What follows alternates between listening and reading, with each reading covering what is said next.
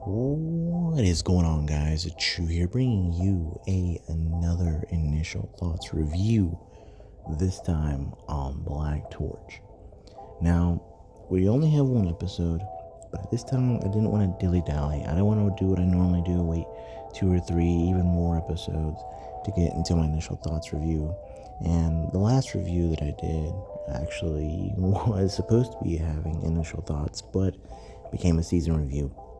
So this time, for this season, I don't want to be slacking. I know I am already, but there's a lot that needs to be reviewed. So let's get to it. So first and foremost, when this series was announced, I knew nothing about it. Still have limited knowledge on it, but I gotta say, after watching this first episode, I gotta say, it has a lot of promise. I think it's going to be a fun show.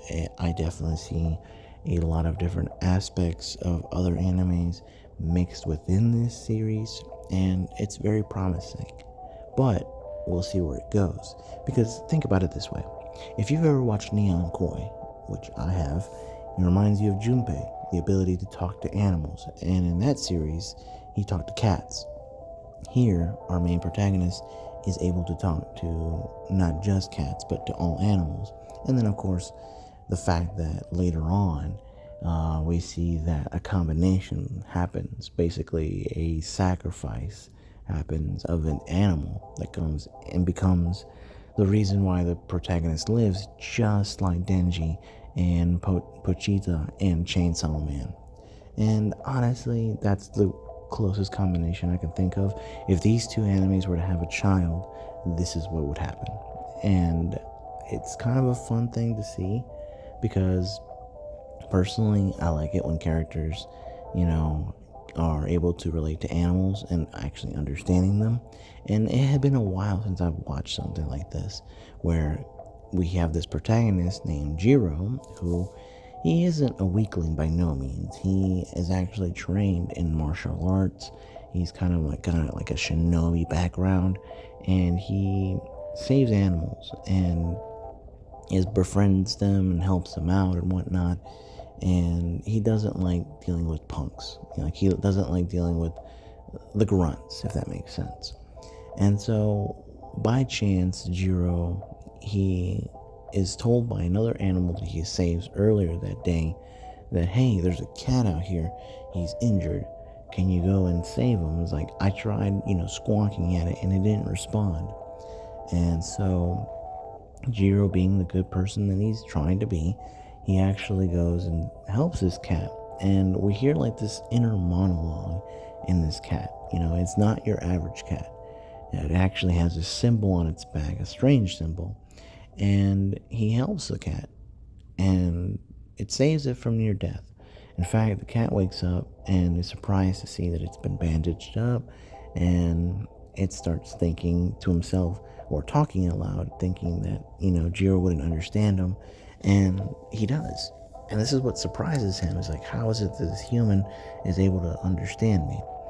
Well, he does explain what he is. He says, look, I'm a Mononoke, which basically means this immortal being. My name is Rago, and I am not your average cat. And, there are other Mononoke out there that are either turned human, like made themselves to look human, or are animals. And he appreciates the help. And after the night, he tries to leave. But Jiro is very, very much awake. He can actually sense that he was leaving. Well, turns out that the reason why he was leaving was because he was being chased by another human, at least what it looked like at first, but it was actually a Mononoke in disguise. And these two try to fight, and we see Rago is actually trying to recover, and he's not at full strength, but we see Jiro jumping in and trying to help. All the while this was happening, they were tracking Rago. There was a group of people tracking down Rago, wanting to know where he's at. For some reason, he is needed.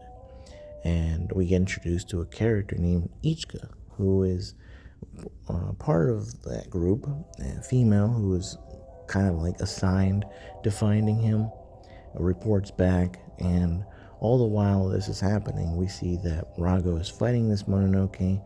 Jiro tries to help out as well, and in the end, he actually does get, butchered, and he has a hole in his chest. Well, we see that Rago decides, look, kid, I told you not to get involved, yet you did. So this is what I'm going to do to repay my favor to you. He decides to sacrifice his body and going and basically pulling a Pochita, becoming part of his body. He then fuses with him, and luckily they are able to beat the Mononoke, which was kind of crazy. Like, the way that this Mononoke was built looked like a character, like a reject character from Yu Yu Hakusho. Like, that's what it reminded me of. And after the fact, we see that, the Mononoke has been defeated, and he's surprised that he's still alive and that he has this newfound ability from Rago, and his consciousness is still in there. Like, he can still hear him, and they can talk. However, their little victory is short-lived due to the fact that Ichika and all of them show up, and now they have to have Jiro into custody because they need Rago, and now that Rago is within inside of him, now they have no other choice but to take them both in, if that makes sense. So the first episode overall sets us up with this kind of, alright, so now he's going to be made to join this group, which we've seen many times, but, it's going to be him with Rago, and I'm sure they're going to have to figure out how they're going to intermingle with each other, like how they're going to be talking and how their relationship's going to be. I mean, I feel like this was in the moment kind of decision for Rago to do, so we'll see what happens. But overall, I gotta say, it's been a good initial episode, and I'm hoping that this continues on and it gets better. It looks like it will, so I'll definitely stick to it. Let me know if you've watched it. If you have, leave a comment down below. I'd love to know your thoughts. And as always, stay safe, and I'll catch you all later.